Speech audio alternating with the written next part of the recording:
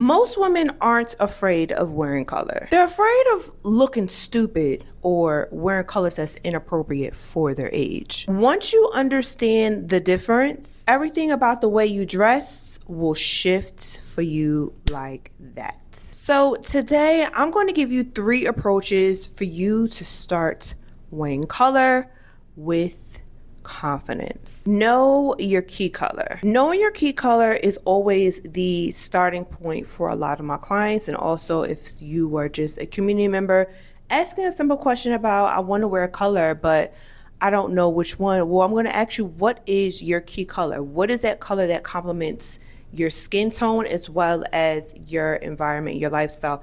Everyone's skin tone is definitely different, and also everyone's influences for what they wear, how they wear, as well as the color is heavily influenced in how you show up to work. Let's face it, most of us are spending a lot of time at work, and those who are not, that's different, but I'm talking to those who predominantly show up to work a lot of their time. They show up to work more times than other areas in their life.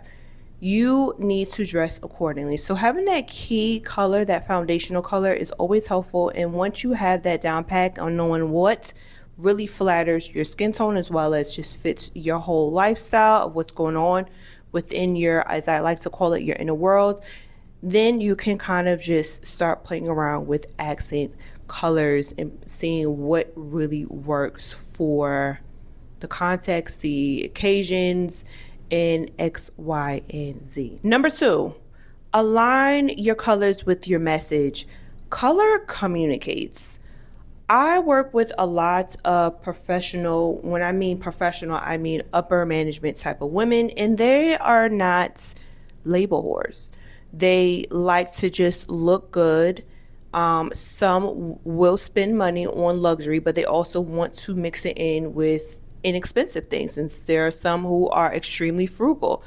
But when it comes to color, aligning your verbal message with your non-verbal message really needs to be in sync, and that is one of the things that I like to call out when we have a consultation, or if I'm in a type of setting where I'm providing help for a group of women. That is one of the things I like to ask. Well, if you're speaking, or if you're doing a networking thing, or you're doing something like this, you're speaking in front of a large group of people, well, what is your overall message that you're going to be speaking about? Because I want it to really hit home for you so that we can align what you're wearing with what you're actually saying. Instead of you saying one thing but you're dressed a certain way, that kind of sends mixed signals subconsciously, and I don't think a lot of people realize that. So that is definitely very important, and I'm kind of like an accountability partner in the sense that has fashion mixed in it with it, but I definitely like to align what you're saying, what you're about, with the appropriate color palette. So that is my second approach. Number 3, this is going to definitely take you aback because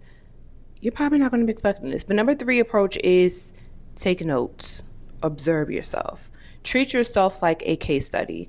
So taking notes of when you wear color or when you're trying different things is very, very important. And this is one of the mandatory steps that I do within my consultancy, is tell clients to journal. Change happens in increments, and I'm not going to be there in every step of the way. So when we make small changes, I need you to document. And when you document and you kind of just self-observe what's going on, what's working, what's not working, I'm able to make those tweaks. And if I'm not there, you are able to make these changes and notices and see what is really working for you, what's not working for you. And if you are seeing a repeated pattern, a successful pattern, then hey, you found your match with your color. So that's very, very important. If you take those two other approaches, it's definitely very important that you start also journaling and taking notes. Even if you don't want to write, you can also still voice memo yourself and talk to your phone to kind of just pick up and then have like a transcribed message. Now I want you to tell me, which of these three approaches will you be starting with? So here's my question for you. Are you wearing color by preference, copying others, or are you using it with intentions?